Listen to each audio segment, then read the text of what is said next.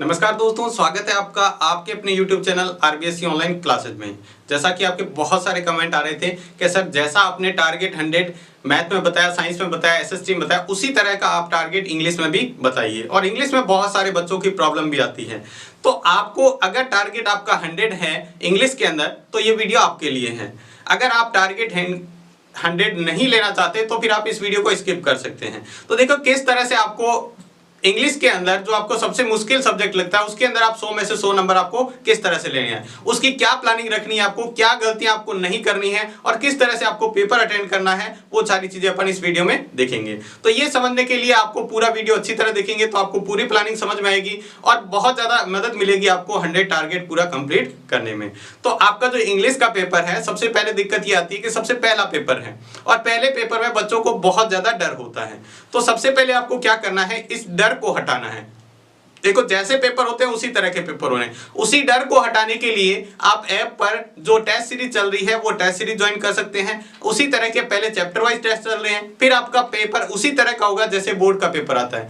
तो आपका क्या होगा, काफी हद तक ये जो आपका डर है पेपर का वो आपका कम हो जाएगा, जिससे डर की वजह से बहुत सारे बच्चे जो याद होता है वो भी भूल जाते हैं। तो आपको वो डर को पहले हटाना है। अगर आप उस डर को हटा लोगे तो आधा तो आप वैसे ही टारगेट कंप्लीट कर लोगे, बाकी बचा हुआ टारगेट अपन उस प्लानिंग को समझते हैं जिससे आप 100 में से 100 नंबर ले सकते हैं। अगर आपको टेस्ट सीरीज ज्वाइन करनी है तो आरबीएससी ऑनलाइन क्लासेज ऐप पर जाकर आप अपनी टेस्ट सीरीज भी ज्वाइन कर सकते हैं जो अभी फिलहाल फ्री चल रही है। हो सकता है आगे कुछ उसके अंदर पेड भी किया जाए, लेकिन अगर आप फ्री में ज्वाइन करना चाहते हैं तो अभी ज्वाइन कर सकते हैं। अब बात करते हैं आपके इंग्लिश। देखो सभी सब्जेक्ट आपको पता है आपके 100-100 नंबर के हैं, तो इंग्लिश भी क्या है आपका 100 नंबर का सब्जेक्ट है। तो अपन इसका टारगेट सेट किया है 100 नंबर, यानी इंग्लिश में 100 में से 100 नंबर कैसे लाते हैं। तो देखो सबसे पहले मैंने इंग्लिश को क्या किया है, 4 भागों में इसको बांट लिया है।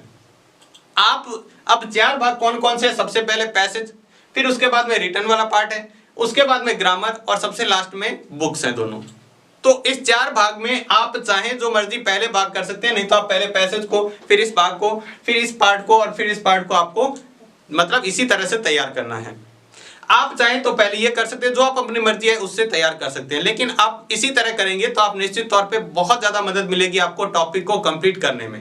और जैसे जैसे आप एक टारगेट कंप्लीट किया, मान लो आपने पैसेज वाला कंप्लीट कर लिया, तो आपका कॉन्फिडेंस अपने आप बढ़ता जाएगा कि हाँ ये मैं टारगेट 100 है इंग्लिश का वो कंप्लीट कर सकता हूं। और वास्तव में आप कर सकते हैं अगर थोड़ी सी मेहनत करें और सबसे बड़ी बात आप खुद पर विश्वास रखें। खुद पर विश्वास रखने का मतलब होता है कि मैं अपने आप में मैं इतनी मेहनत कर सकता हूं और मेरे में ये काबिलियत है कि मैं 100 नंबर इंग्लिश के अंदर ला सकता हूं। तो देखो बात करते हैं सबसे पहले पैसेज की। पैसेज आपको पता है एग्जाम के अंदर आपके 4 आते हैं। 4 पैसेज जो आपके टोटल मिला के होते हैं 22 नंबर के, जिसमें से 2 पैसेज आपकी बुक में से आते हैं। जो 4-4 नंबर के 2 पैसेज आएंगे वो आपकी बुक के अंदर से आएंगे। मतलब 8 नंबर के जो पैसेज है वो आपके बुक के अंदर से आएंगे गोल्डन रेज में से, यानी 8 नंबर आपके इसमें से आएंगे और बाकी 14 नंबर के आपके पैसेज आएंगे। तो अब देखो ये 22 नंबर आपको कैसे कवर करने हैं, तो पैसेज अटेंड कैसे करना है वो आपको वीडियो में बता रखा है। उसके बाद में आपको दूसरा काम क्या करना है, पहले तो आपको अगर वीडियो नहीं देखा तो वो अच्छी तरह देखना है, अगर देख रखा है अभी आप भूल गए हैं तो उसको दोबारा देखिएगा। दूसरी जो बात करनी है, आपको खुद पैसेज सॉल्व करके देखने हैं, प्रैक्टिस करनी है जितनी ज्यादा से ज्यादा कर सकें।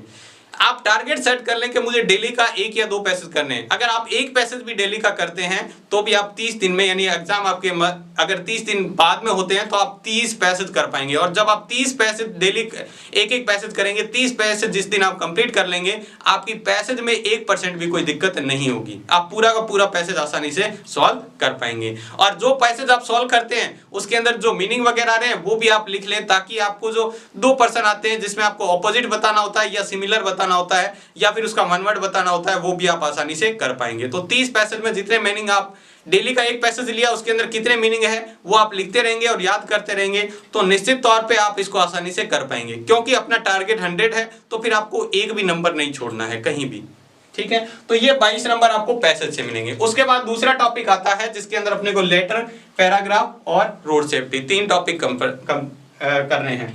लेटर और ईमेल आपके 1 आएगा दोनों में से, ठीक है, जो आपके आता है 5 नंबर का, ठीक है। उसके बाद में पैराग्राफ 2 आते हैं आपके, एक होता है 4 नंबर का और एक होता है 5 नंबर का। और उसके बाद में रोड सेफ्टी आपकी 4 नंबर की। तो टोटल मिलाकर ये वाला भाग हो जाता है 18 नंबर का।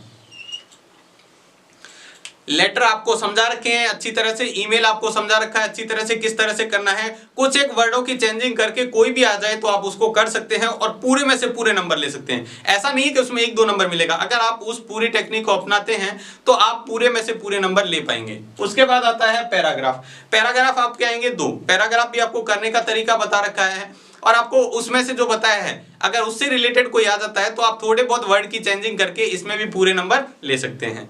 तो ये आता है आपका 9 नंबर का, यानी एक 5 नंबर का और एक 4 नंबर का। फिर उसके बाद आता है रोड सेफ्टी। रोड सेफ्टी में से आपका 4 नंबर का एक क्वेश्चन आएगा जिसमें एक पैराग्राफ से रिलेटेड ही है लगभग वो, तो आप उस रोड सेफ्टी को भी आसानी से कर सकते हैं। अगर 3-4 टॉपिक रोड सेफ्टी के आप क्लियर कर लेते हैं तो निश्चित तौर पे लगभग उसी में से क्वेश्चन पूछा जाता है। तो ये आपके 18 नंबर इसमें कंप्लीट होते हैं। देखो लेटर ईमेल दोनों करने हैं आपको, ठीक है, उसके बाद पैराग्राफ करना है और उसके बाद रोड सेफ्टी। तो ये अपना दूसरा टॉपिक इस तरह से कंप्लीट आपको करना है। उसके बाद तीसरे टॉपिक पे आते हैं जो है ग्रामर। ग्रामर में आपके correct form of the verb आता है, उसके बाद में एक्टिव पैसिव आता है, डायरेक्ट इनडायरेक्ट आता है और आता है मॉडल। तो ये जो 4 टॉपिक है ये आपके हैं टोटल 15 नंबर के। अब इसको आपको कैसे कंप्लीट करना है, देखो आप एक टॉपिक लेंगे, जैसे मान लो आपने एक्टिव पैसिव ले लिया, उसके बाद सारे रूल पढ़ लिया आपने, ठीक है, और उसको करने के आपको समझ में आ गया किस तरह से करना है। अब आपको पूरा समझ में आने के बाद में करना क्या है, फिर आपको सेंटेंस बना के खुद देखने हैं। कोई भी टॉपिक हो, चाहे वो डायरेक्ट इनडायरेक्ट हो, चाहे एक्टिव पैसिव हो, चाहे मॉडल्स हो और चाहे correct form of the verb हो, कम से कम आपको 100 सेंटेंस आपको बनाने हैं। प्रत्येक के कितने, कम से कम 100 सेंटेंस आपको बताने हैं। एक्टिव पैसिव में आप 100 एक्टिव के पैसिव चेंज करेंगे, एक्टिव सेंटेंस को पैसिव में चेंज करेंगे तो आपके लगभग सारे रूल उसके अंदर क्लियर हो जाते हैं। जैसे जैसे आप खुद सेंटेंस बनाओगे ना, अपने आप रूल भी आपको याद होते रहेंगे और कोई भी छोटी मोटी गलती है वो भी आप उससे सीखते जाओगे, तो वो गलतियां आप एग्जाम में नहीं करोगे। तो ये ग्रामर भी आपके 15 नंबर की इस तरह से आपको करनी है, पूरे 15 नंबर की। अब आती है बुक्स की बारी। तो बुक्स में से आपको मैंने जैसे बताया गोल्डन रेज में से जो टोटल 23 नंबर की है, 23 में से 8 नंबर के आपके पैसेज आ जाएंगे, तो पीछे बचे 15 नंबर। यानी गोल्डन रेज जो बुक है आपकी 15 नंबर की है और रेजुलेशन जो बुक है वो आपकी 10 नंबर की है। तो दोनों बुक मिला के आपकी 25 नंबर की है, जिसमें से आपको पता है आपका 4 नंबर का क्या आता है, रेफरेंस कॉन्टेक्स्ट एक्सप्लेनेशन। ठीक है, वो 4 नंबर आप पोइम में से आसानी से ले सकते हैं। पोइम आपकी 9 नंबर की है तो 9 नंबर आप तो आसानी से ले सकते हैं। अगर आपको रेफरेंस कॉन्टेक्स्ट एक्सप्लेनेशन पोइम का अच्छी तरह याद है तो फिर पोइम से आने वाले जो क्वेश्चन आंसर आएंगे, देखो 9 नंबर की है तो क्वेश्चन आंसर आने 100 हैं। मॉडल पेपर में नहीं दे रखा, बहुत सारे बच्चे कह रहे हैं कि सर मॉडल पेपर में नहीं दे रखा तो नहीं आएंगे, तो बताओ पोइम 9 नंबर की है तो उसमें से आएगा क्या, बाकी 5 नंबर कहां से आएंगे, तो बाकी 5 नंबर भी क्वेश्चन आंसर आएंगे इसमें से। तो टोटल देखो इसमें से आपके बाकी बचे हुए 11 नंबर क्वेश्चन आंसर आएंगे, जिसमें से 5 नंबर पोइम के, फिर पीछे बचे 6 नंबर। तो 6 नंबर बाकी आप इतने से चैप्टर, मतलब 6 नंबर आपको तैयार करने हैं बुक से। और उसके बाद ये 10 नंबर है रेजुलेशन बुक के। तो रेजुलेशन बुक आप देखो बहुत सारे बच्चों को दिक्कत यही करते हैं, ये 11 नंबर के जो क्वेश्चन आंसर आते हैं और ये 10 नंबर के जो क्वेश्चन आंसर आते हैं, ये बहुत ज्यादा प्रॉब्लम करते हैं। यहां पर बच्चे क्या करते हैं, लगभग बच्चे इनको छोड़ ही देते हैं। देखो आप थोड़ी सी तैयारी करते हो ना ध्यान से, तो आप इन टॉपिकों को भी आसानी से कर पाएंगे। अब आपको करना क्या है, इसके अंदर किस तरह से आपको सारे क्वेश्चन आंसर करने हैं, तो वो देखते हैं। तो देखो कोई भी चैप्टर आप तैयार करो, चाहे वो गोल्डन रेज का हो चाहे रेजुलेशन का बुक का हो, आपको क्या करना है, अगर आप इंग्लिश को समझ पाते हैं और तो बहुत ही आसानी से इंग्लिश को आप समझ पा रहे हैं और उसकी हिंदी ट्रांसलेट कर रहे हैं और हिंदी से इंग्लिश आप आसानी से ट्रांसलेट कर पा रहे हैं, इसका मतलब आपको क्वेश्चन आंसर में तो कोई दिक्कत नहीं आने वाली। अब बात रही उनकी जिनको थोड़ी बहुत इंग्लिश में समझने में दिक्कत होती है और उनका टारगेट फिर भी 100 है, वो लाना चाहते हैं, तो उनको क्या करना है और किस तरह से पेपर करना है वो अपन बात करेंगे यहाँ पे। तो सबसे पहले देखो आपको जो भी चैप्टर कंप्लीट करना है उसका आप क्या करेंगे, पहले उसका सिनेरियो यानी उसकी जो थीम है, यानी उसका जो हिंदी ट्रांसलेशन है वो पूरा का पूरा पढ़ लेंगे हिंदी के अंदर। अभी आपको इंग्लिश में नहीं पढ़ना, पूरा चैप्टर हिंदी में पढ़ेंगे। अब उसके बाद में क्या करना है, आपको क्वेश्चन आंसर देखने हैं। अब उस क्वेश्चन को आप समझने की कोशिश करेंगे कि इंग्लिश के अंदर उस क्वेश्चन में पूछ क्या रहा है। अगर आपको ये बातें समझ में आ गई कि क्वेश्चन में क्या पूछ रहा है, फिर आप उसको हिंदी में एक बार सोचेंगे इसका आंसर क्या होगा और फिर आप उसकी इंग्लिश ट्रांसलेट करेंगे। जैसे जैसे अगर आप थोड़ी बहुत इंग्लिश बना पाते हैं, उसकी इंग्लिश बना देंगे तो आपका काम हो जाएगा। यानी धीरे धीरे, आपको ये नहीं है कि पहले दिन ही में आप कर पाओगे और 100 नंबर में से 100 नंबर ले आओगे, ये आपको प्रैक्टिस करनी पड़ेगी। ये आप क्वेश्चन आंसर बनाने की आपको रोजाना प्रैक्टिस करनी पड़ेगी। एक चैप्टर के आप डेली करोगे, 2 दिन में एक चैप्टर करो आप चाहे, लेकिन ये डेली आपको रूटीन में लाना पड़ेगा, तभी आप क्वेश्चन के आंसर बना पाओगे। दूसरा तरीका है इसके अंदर, फिर वो तरीका नहीं हो रहा तो दूसरा तरीका क्या है, आप किसी क्वेश्चन को पढ़ो, उसकी हिंदी पढ़ो और उसका पहले हिंदी के अंदर ही उसका आंसर पढ़ो, फिर उसको इंग्लिश में ट्रांसलेट करो। अब आपको मान लो थोड़ा बहुत भूल गए तो अगर वो हिंदी वाला पार्ट याद है तो आपको हिंदी से थोड़े बहुत इंग्लिश में याद आ जाएगा और उसका आंसर लिख सकते हो। तो आप इस तरह से इन चैप्टरों को आसानी से कर सकते हो। क्वेश्चन आंसर वाला 21 नंबर यानी 21 नंबर पार्ट बिल्कुल नहीं छोड़ना है। जिसका ये पार्ट कंप्लीट है उसका टारगेट 100 कंप्लीट है, और जिसका ये पार्ट कंप्लीट नहीं है वो टारगेट 100 पहले से ही आप अपना सपना जो है वो यहाँ कंप्लीट नहीं हो पाएगा अगर आप ये क्वेश्चन आंसर छोड़ रहे हो। अगर आप एक भी नंबर छोड़ते हो तो बताओ 100 आउट ऑफ 100 आएंगे कैसे।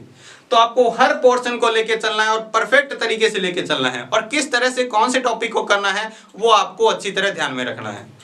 बस इतनी बातें आप ध्यान में रखोगे तो इंग्लिश में भी आप टारगेट 100 आसानी से ला पाओगे।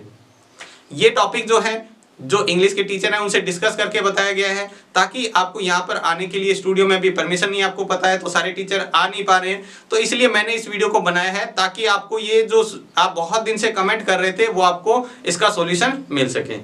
तो इस वीडियो में आप बस इतना ही। उम्मीद करते हैं आप टारगेट 100 है वो पूरी तरह से कंप्लीट करेंगे और इसी प्लानिंग के साथ आप अपनी तैयारी करेंगे ताकि आप 100 में से 100 ला सकें।